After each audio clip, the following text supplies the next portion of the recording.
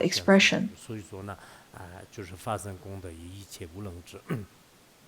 不可以这个信就是信内就是言巧。This is according to Mahayana Avatara. 就是言辞巧宣说这样的。这是我们就是讲的第第二个吧，就是第一个这个原因。然后第二个原因呢，就是对应 Now 这 that's the 个二圣 first 宗教，对应二 reason, 圣宗教，对应二 the 圣宗教 gradual 的话呢， explanation. And then the second reason is that 无因这个 how 细微故发生不可思议， they correspond 又 to 非 the 必性 two 故色所不 kayas. 可思。 Over 下面 here, 呢 it 就讲到了这个我们前面讲到的 then talks about how the first five reasons the Dharmakaya is subtle and thus beyond reach of thought. For the sixth, the form kaya are inconceivable. They show appearances but are not something that fulfills the function of this. Previously, we've already talked about the 6 reasons in the verse that is before the gradual explanation, where it talks about it is not an object of speech, it is embraced by the absolute, it is not a field for ideation, it is beyond extreme and exiled. And those are the 5 aspects where it corresponds to the inconceivability of the Dharmakaya. And then the 6th one talks about the inconceivability of the visible kaya, of the form kaya, that is not embraced by existence and peace. That is the 6th reason that's stated in the verse that is prior to the gradual explanation. 但是我们在现象当中的话呢，好像这个缘起性空当中，就是有这个可以幻化的，就是有幻化成报身啊，幻化成这个。 True nature is of Dharmakaya, that is of great dependent origination. However, such kind of dependent origination, the nature of such is also empty. And then at the same time, it would manifest in various ways. That corresponds to the 6th quality of inconceivability, where it talks about the inconceivability of the visible kaya, because it would manifest in various ways. We understand usually how the Dharmakaya is inconceivable. Let it be for the reason that it cannot be grasped through our ideation, it cannot be expressed by our verbal expression, and so on and so forth.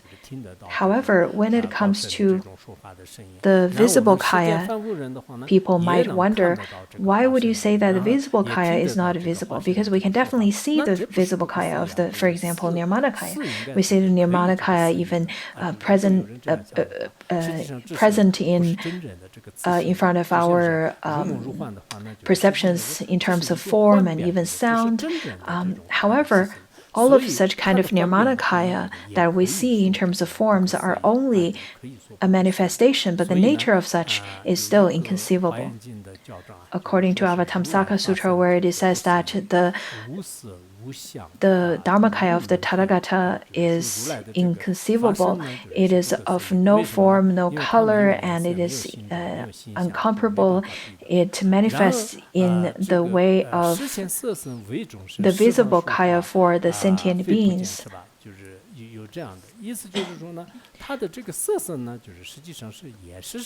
And such kind of manifestation of the visible kaya are perceived by the sentient beings of the 10 directions. So the sentient beings of the 10 directions, in fact, can perceive the nirmanakaya or the visible kayas of the Tathagata, though the Dharmakaya is of no color, no form, and cannot be described.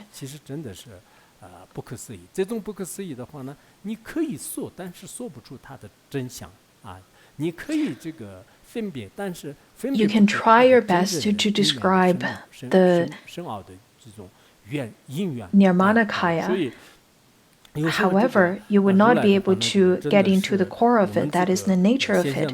The nature of such kind of nirmanakaya is still beyond our ideation, is still beyond our concepts. It is inconceivable for all of us, and we cannot tell the subtlety and profundity of such. Therefore, we understand that it is inconceivable. Another quote from the Avatamsaka Sutra, where it says that the body of space, just like the body or the form of space, in fact, the Tathagata's body is like such as well, just like the space. It is pervasive in terms of location, of sentient beings, of all phenomena, of all sentient beings, of all different countries and different worlds. It seems that it has already extended to those places, at the same time not extended to those places. The blessings to all of us, all kinds of manifestations of the Tathagata, in fact, they appears in a way that it is there and appears in a way that it is not there either. At the same time, in some ways, I think internet is the same as well. It is through this inconceivable and very wondrous causes and conditions, such as right now I am giving a class right over here. My form, my voice are heard and perceived by people in different places. And such kind of appearances in front of you, let it be the sound or the form, in fact, it seems like it's there. At the same time, it is not there. Those short videos, whatever you watch, whatever kind of platform that you would watch those videos, you will be able to see that, in fact, all kinds of forms and images and shapes and colors and sounds are like such as well. It seems that you can perceive all of them at the same time. At the same time, they're not there. We can see, we can hear. For example, the sounds and recordings and the forms that we can see through different equipments. For example, Phuntsog Rinpoche, when he went to United States, and then he would send, for example, faxes and the teachings of his would be faxed to the others in the form of transcripts. And nowadays it would be sent to different places through the form of videos and audio tapes. Though we did not see him, however, we still receive the teachings in the same way. Just like that, the Tathagatas appear at the same times, not appear simultaneously. If you really can't remember this, at least you should remember appear at the same time, not appear simultaneously. This is the nature of dependent origination. I believe many of you probably didn't contemplate upon this ever before.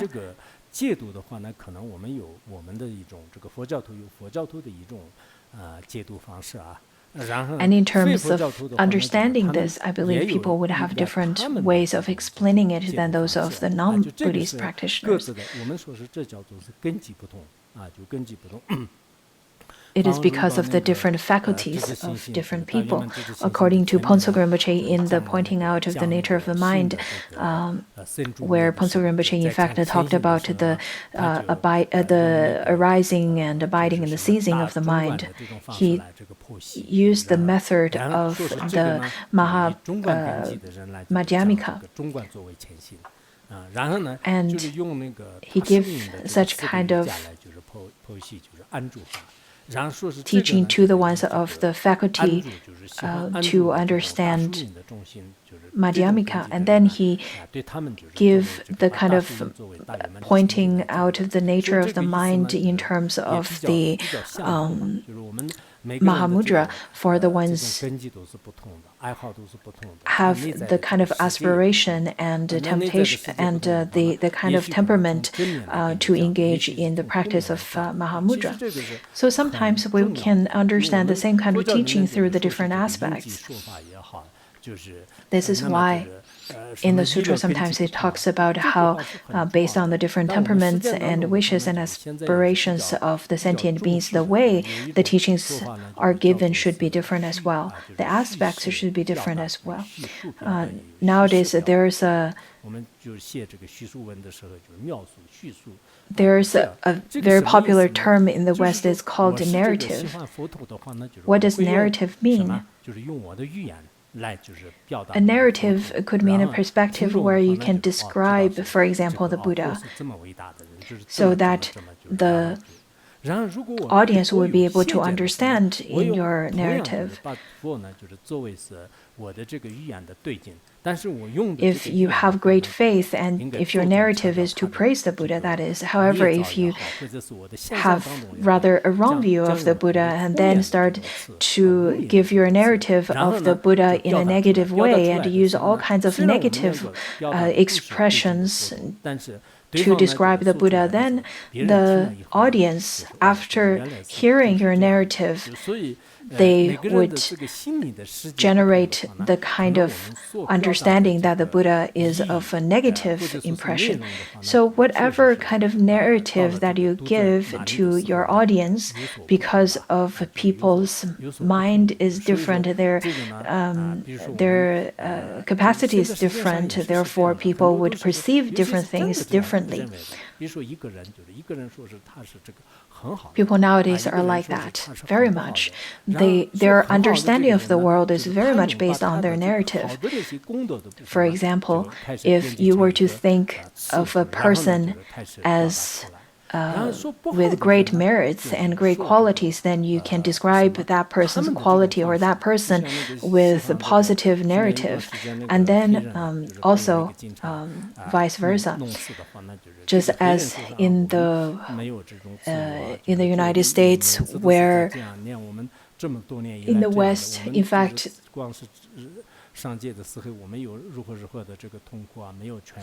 the whole movement of the protest by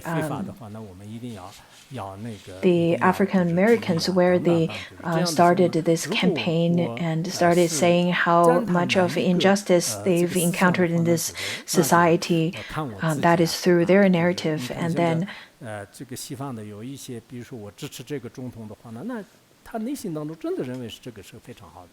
in fact, that's how they truly feel inside. Similarly, when it comes to the supporting of a certain president and supporting of certain ideation, in fact, through the expression of a narrative, their mind grasps onto those ideations of their narrative. If our narrative is to describe the Buddha of his qualities, of his positive qualities,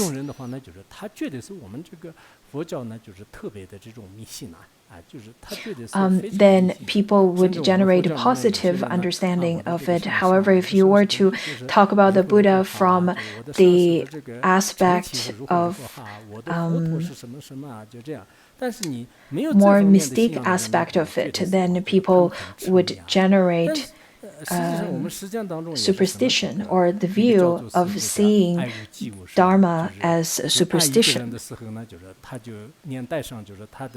They would grasp onto the various mystique aspect of the guru. Oh, my guru is the best, and his clothing and his things that he uses are all of supreme quality.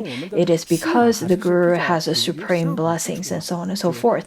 On one hand, it is great that you have great faith to the guru. That's wonderful. But on the other hand, if your narrative is from that perspective, then the audience that hears from you, they would perceive Buddhism from the perspective of superstition.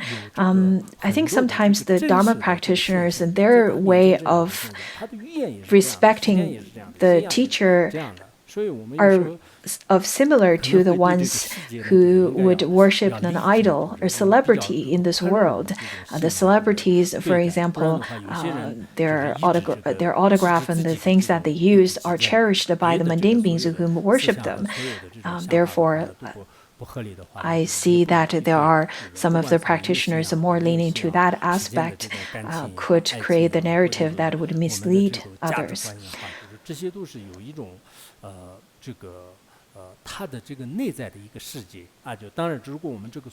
Whatever things that happens in our world, any of the different aspects in our life, let it be our family life, our relationship, let it be anything that happens in our society. In fact, everyone sees it very differently. Everyone has a different world. If we were to speak of it in a profound level, we can understand it in a way that because of the different karma, people would uphold a different world, just like how the hungry ghost would perceive water as burning iron water, and how the celestial beings would perceive water as amrita. So everyone's world is very different depending on their different perceptions. We should then try to use the narrative that would be the most fitting to the sentient beings so that we can propagate the Dharma. We have to understand what kind of limitation that we can use in terms of talking about the Dharma to the others. I think sometimes whenever we talk about the inconceivable aspect, we should try to understand it in this aspect. I believe from Avatamsaka Sutra, Brahma once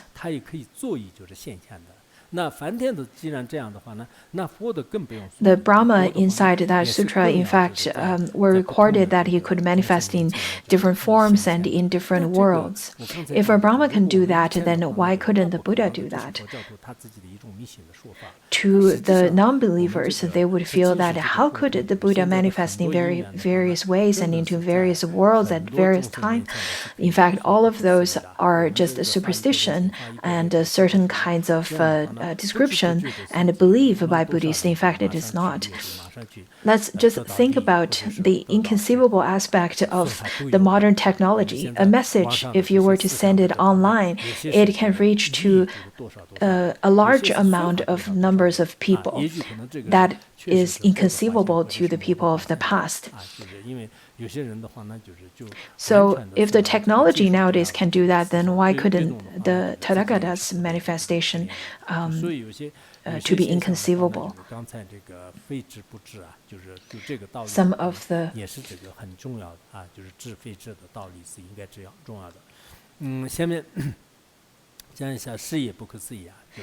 so we've talked about the inconceivable aspect, and then we talked about how it could be manifesting and not manifesting at the same time simultaneously. And then the next verse where it says, since through peerless primordial wisdom, great compassion, and further attributes, all qualities are finally perfected, the victorious one is inconceivable. Thus, the last mode of the self-sprung ones is not even seen by those great sages who have received the empowerment. In fact, when we talk about the Tathagata that has already reached the peerless primordial wisdom, have already attained such kind of wisdom that is devoid of the two veils, and it is of the final ultimate perfection of all qualities. In fact, such kind of supreme and peerless compassion as well as the qualities are inconceivable.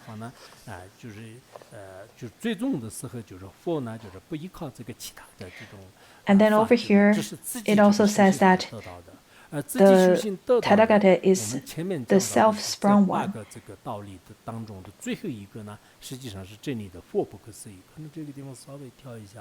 In fact, 不依赖他而自己修行所生，也是这个八种安利最后的佛不可思议之理呢，就是最后的佛的这个不可思议道理的话，或者呢就是宋是最开始。In fact, over here where it says that it is not the Buddha's such kind of quality, it is a self-sprung because it is not reliant on anyone else.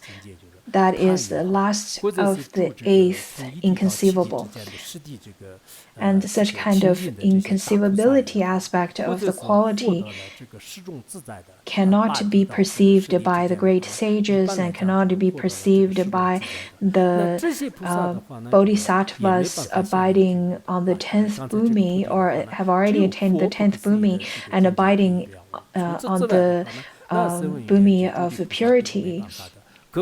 It cannot be conceived by all of those great sages that attained the 10 kinds of freedom and liberation.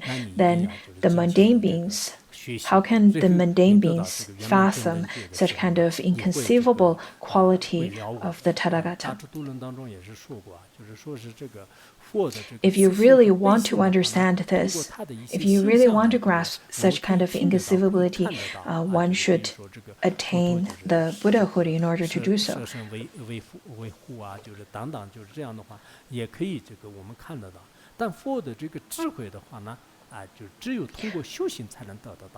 We can see the Nirmanakaya aspect of the Buddha or the visible Kaya aspect of the Tathagata. However, the wisdom aspect of the Tathagata cannot be perceived.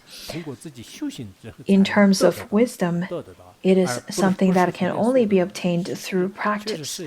It is not something that you can describe and you can fathom with any kinds of ideations.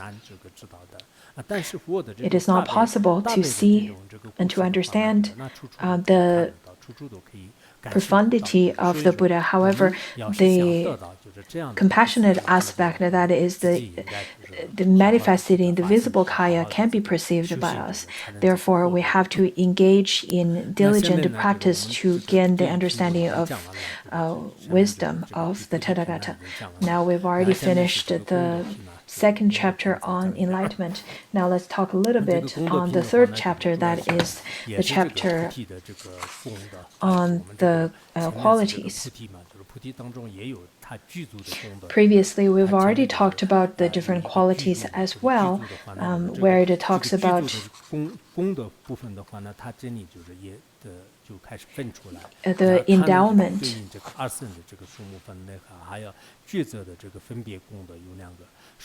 Now let's look at this chapter where it then talks about, for example, the concise explanation and then the classification and then the qualities combined with the qualities that's combined. So let's look at the first verse where it says that benefit for oneself and benefit for others are equivalent to the ultimate kaya and the relative kayas based on it. Being the fruits of freedom and complete maturation, these are endowed with 64 types of qualities. In terms of benefiting self, it refers to the ultimate kaya, that is the Dharmakaya. In terms of Dharmakaya, we've already used many names. We've already learned the Svabhavika Kaya, the Dharmakaya, the ultimate Kaya. And then when we talk about the relative Kaya, it refers to the visible Kaya.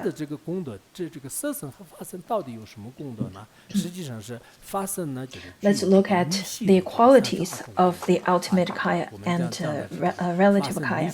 In terms of the Dharmakaya's quality, in fact, there are the 32 qualities that is devoid of any elaboration. And then there's another 32 characteristics that would relate to the relative Kaya in terms of its qualities. So together there are the 64 types of qualities.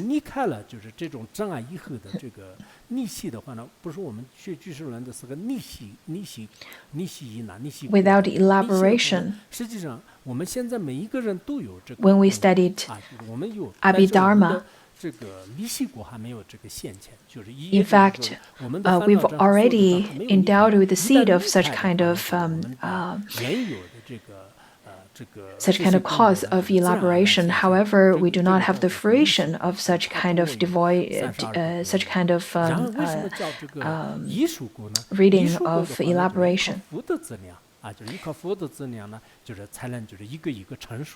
And receive the fruit of complete freedom. And then in terms of complete maturation, in our previous class in the Sutra of Great Liberation, we've talked about the 32 characteristics.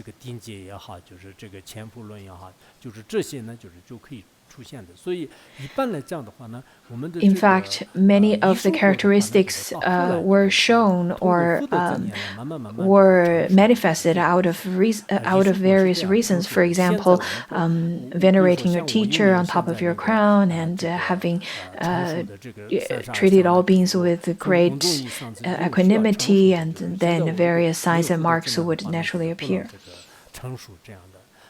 However, now we have not reached to such kind of a completion of maturation of these kinds of qualities of the 32 characteristics, 32 marks.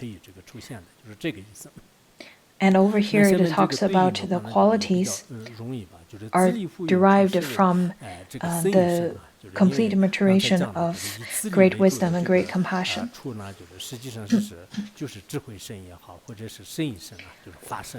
The ultimate kaya, the wisdom kaya, the dharma kaya, that is mainly on the benefiting self aspect, because it is devoid of all veils, all obstacles.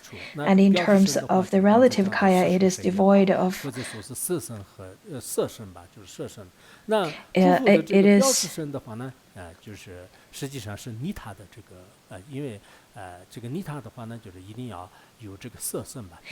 it is mainly talking about the qualities that will benefit the others, where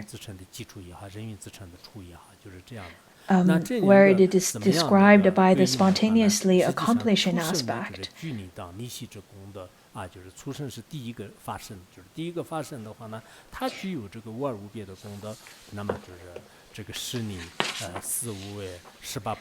The 10 powers and the 4 fearlessness, as well as the 18 unequaled and uncommon qualities. Altogether, there are 32.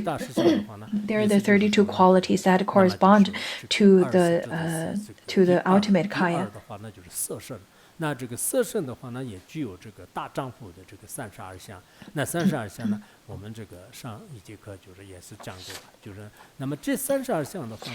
then such kind of 2 kayas also are endowed with the 30. The second kaya, that is the form kaya, is endowed with the 32 marks that of a great sage or of a great being. It is a sign of the complete maturation of the accumulation of merit.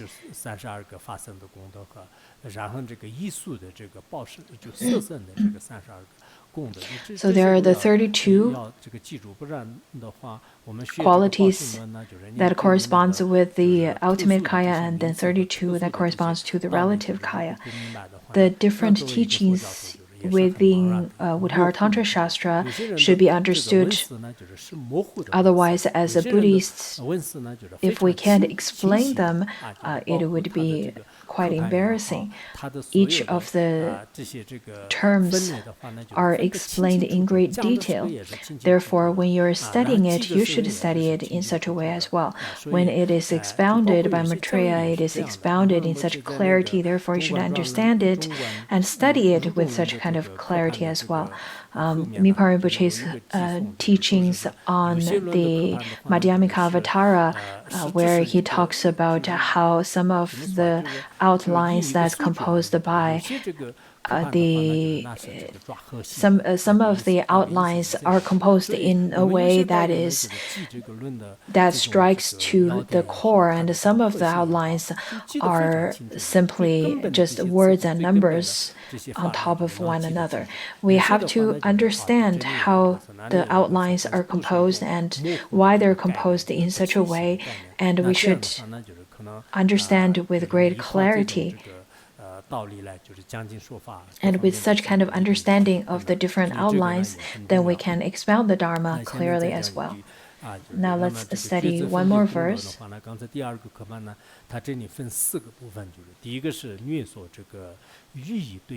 In terms of the different qualities, there are the four aspects. Then the first one is the concise explanation, and then the depiction of the essence, and then clarification, and then the concise explanation. And today we're going to talk about the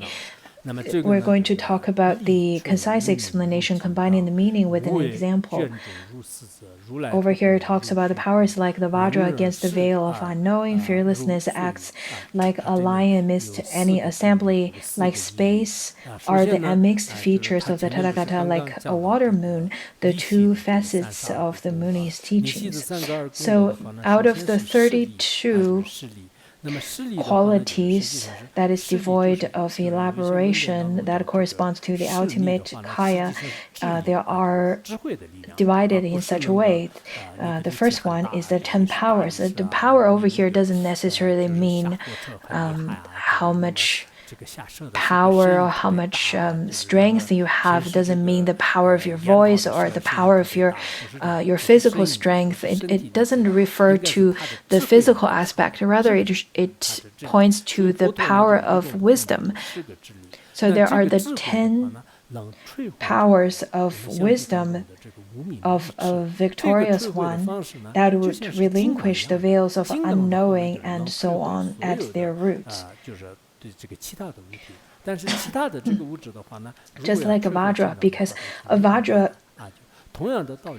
when relinquishing any materialistic things, it can destroy and can defeat and cut through any of the materialistic things.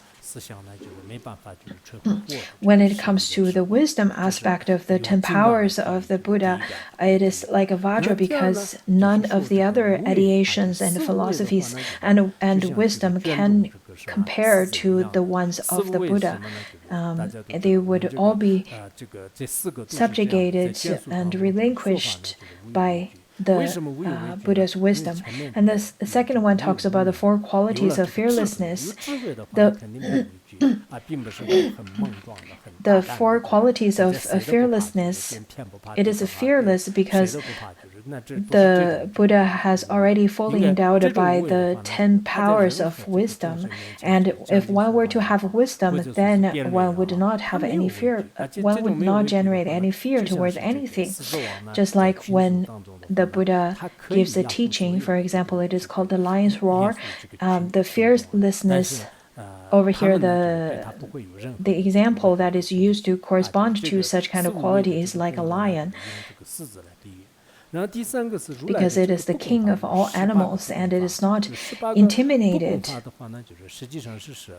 by any of the other animals. Similarly, when the Buddha gives teachings in an assembly, such kind of teachings is not intimidating. It is not intimidated by any of the others when amidst of any assembly. And then the next one is the 18 unmixed features, is just like a space. The space, the vastness of space, and the quality of the space is of great difference than any of the other elements.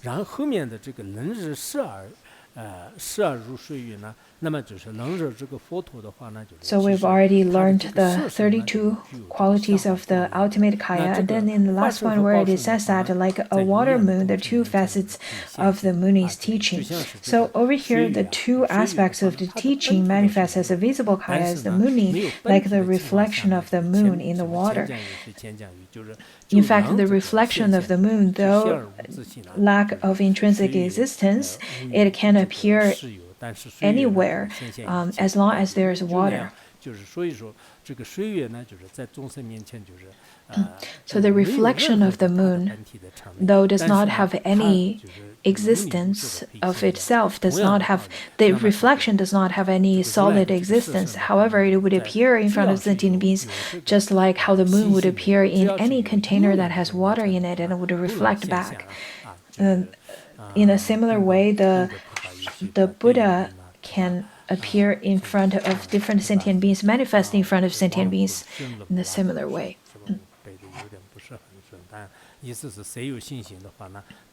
I remember this verse where it says that whomsoever has faith, they would be able to receive the blessings from the Buddha, just as if the Buddha is right in front of them and bestowing empowerments and blessings right in front of them.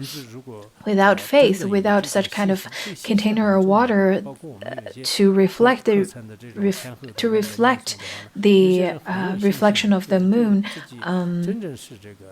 faith is exactly like such. We have to have it to be able to receive the blessings. If you have faith, you will definitely receive the blessings from the victorious one. On the other hand, if we chant this verse, if we chant mantras and practice with the mentality, the mindset of wrong view, or hold such kind of a wrong view, then the Maras would probably come forth and give you their Maras blessings. If you were to hold the right view and with great faith to supplicate to the Buddhas, even the masters whom passed away, then you can definitely receive the blessings from them as if they're right over there and have never parted from you even for a single second. After knowing this, I really hope that you can adjust your mind all the time so that it could correspond with the right mindfulness, and you can tame your mind to receive the teachings. Otherwise, your mind have been wandering in samsara for such a long period of time. If you were to let it go completely, it would go astray. But if you were to supplicate to Shakyamuni Buddha, supplicate to the great lineage masters, then slowly, all the wrong views and wrong thoughts would slowly decrease and slowly be eradicated, and then you will receive great blessings from the Dakinis, the Dakas, and the protectors, and the lineage masters, and you will definitely be able to tread onto the right path and gain great blessings and great power from all of them. In fact, nowadays, engaging in practice, we have this auspicious chances to study the Dharma, and it's very hard to say if we ever have those opportunities later. It's very hard to say what's going to happen later. But since we have all of these auspicious coincidences to study the Dharma, then we should study with great diligence so that we can generate profound insights and benefit others as well as yourself. The other day, I was reading the biography of an old Khenpo from a very renowned Khenpo from my monastery, and within the biography where it says that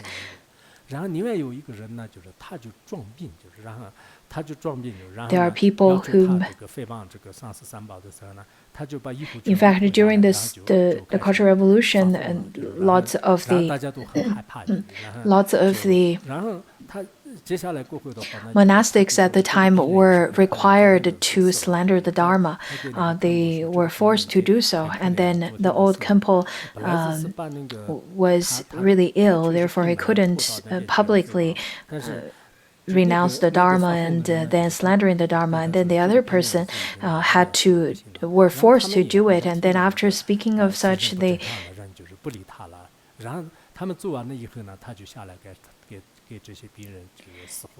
he lost his mind and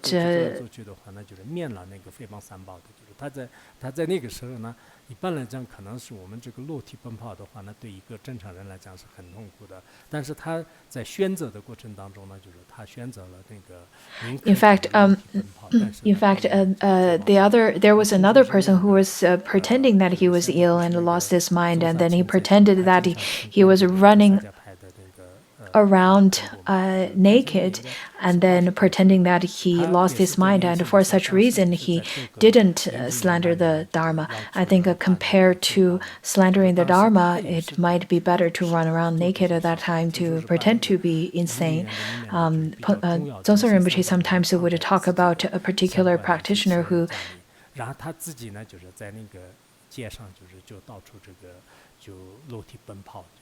would run around naked in order to protect the Dharma. And he even required his close disciples to tie him up to the pole, and then he would pretend to be insane and would yell and would engage in all kinds of those insane actions. And he's a Sakyapa, and that old Khenpo is also very renowned because after pretending to be a person whom lost his mind, after such kind of action or manifesting such kind of action, he then engaged in practicing in retreat for a long period of time to just chant mantras. Sometimes some of those actions are forced, but we can see the great masters in the past, they'd rather pretend, or they'd rather to manifest in such a way and to run around naked than to slander the correct Dharma, to slander the three jewels. Nowadays, we have a good environment to live. We have all the favorable conditions, and we can contemplate upon our own actions of engaging in the practice and studying of the Dharma. Are we ready to give up everything to protect the Dharma in all kinds of ways? And you can then think about all the previous great masters and think about, would you follow the ones who are insane and start slandering the Dharma, or would you take the example of the great masters of the past and protect the Dharma no matter what? We should contemplate upon ourselves after knowing those examples.